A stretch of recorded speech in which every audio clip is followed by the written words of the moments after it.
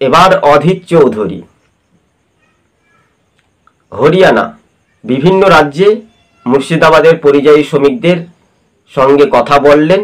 হরিয়ানাতে গিয়েছিলেন, একটা সভা করলেন। সেখানে বাঙালি মুসলিম সংখ্যালঘুদের ওপর যেভাবে আক্রমণ হচ্ছে, হামলা হচ্ছে, তার প্রতিবাদ জানিয়ে তিনি পানিপথে গতকাল করেছিলেন এবং তিনি ফোনে খোঁজ খবর নিলেন। সেই মোতাবেকে 2026-এর ভোটের আগেই কংগ্রেস একটা যোগদানের একটা হিড়িক বা প্রবল শক্তি মজবুত পেতে পারেন অধীর চৌধুরী। ইউসুফ পাঠান ভোটে জেতার পর থেকে তাকে কি সেই রকমভাবে প্রভাব দেখতে পাচ্ছেন না।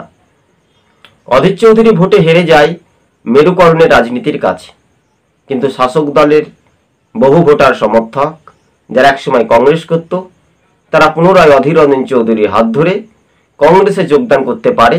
সম্ভবত সূত্র মারফত খবর, এইটুকু আপনাদেরকে ভবিষ্যৎবাণী করতে পারি আমরা। শুধু মুর্শিদাবাদ, মালদা, উত্তর দিনাজপুর এই 3 জেলা থেকে যদি তৃণমূল হেরে যায় তাহলে সরকার তাদের ভেঙে যাবে, তাদের টেকাতে পারবে না, এমনটাই পর্যালোচনা, এমনটাই রাজনৈতিক মহল মনে করছে।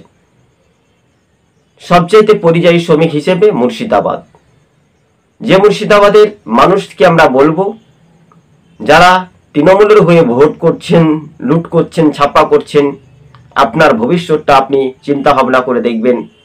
একটা এমএলএ 1,20,000-এর বেশি সামথিং বেতন পাচ্ছে, আপনার বাড়ি আপনার পরিবারকে দিচ্ছে তো? দিচ্ছে না। তাহলে কার হয়ে আপনি ভোট করতে যাচ্ছেন? চোরের বার বড় গলা করতে যাবেন না। স্বাভাবিকভাবে অধীর চৌধুরী দেখুন, আপনার সুখ দুঃখ আপদে বিপদে পরিযায়ী শ্রমিকদের সঙ্গে কথা বলছেন, পাশে থাকছেন। আর সেই ইউসুফ পাঠান ভোটে জেতার পর থেকে তাকে কেন সেই রকম ভাবে দেখা যায় না? এর জবাব কি আপনারা দিবেন না? এর জবাব বাংলার মানুষ আগামী দিন দিতে চলেছে।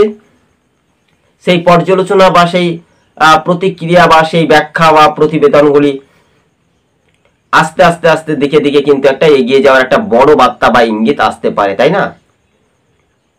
তো তৃণমূলকে ভোটটা দিয়ে আপনারা করলেন কি? যে তৃণমূল ভোটে জেতার পর থেকে মানুষের অধিকার তারা কেড়ে নেয়, যে রাজ্যে বেকারের সংখ্যা বেড়ে যাচ্ছে, চাকরি নেই, কলকারখানা নেই, শিল্প নেই, আর বাংলার মুখ্যমন্ত্রী বললেন যে ভিন রাজ্যে কাজ করতে যাচ্ছেন পরিযায়ী শ্রমিকরা, আমাদের এই রাজ্যে কাজ করতে পারবেন। কি কাজ করবে আপনার রাজ্যে? আপনার রাজ্যে কি কাজ করবে?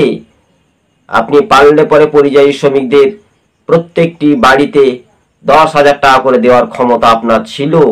কেননা এই যে চোর চুরি করেছে, কত টাকা দুর্নীতি, তাই এই দুর্নীতির বিরুদ্ধেই বাংলার মানুষ রুখে দাঁড়াবে। তাই পরিযায়ী শ্রমিকদের পাশে দাঁড়িয়ে অধীর চৌধুরী ফের রাজ্যের শাসক দল তৃণমূলকে আক্রমণ করেছিলেন। ধন্যবাদ। কিন্তু তৃণমূল ছেড়ে বহু সমর্থক কংগ্রেসে যোগদান করবে আগামী দিনে, এইটুকু আপনাদেরকে বলতে পারি মুর্শিদাবাদের মাটিতে দাঁড়িয়ে।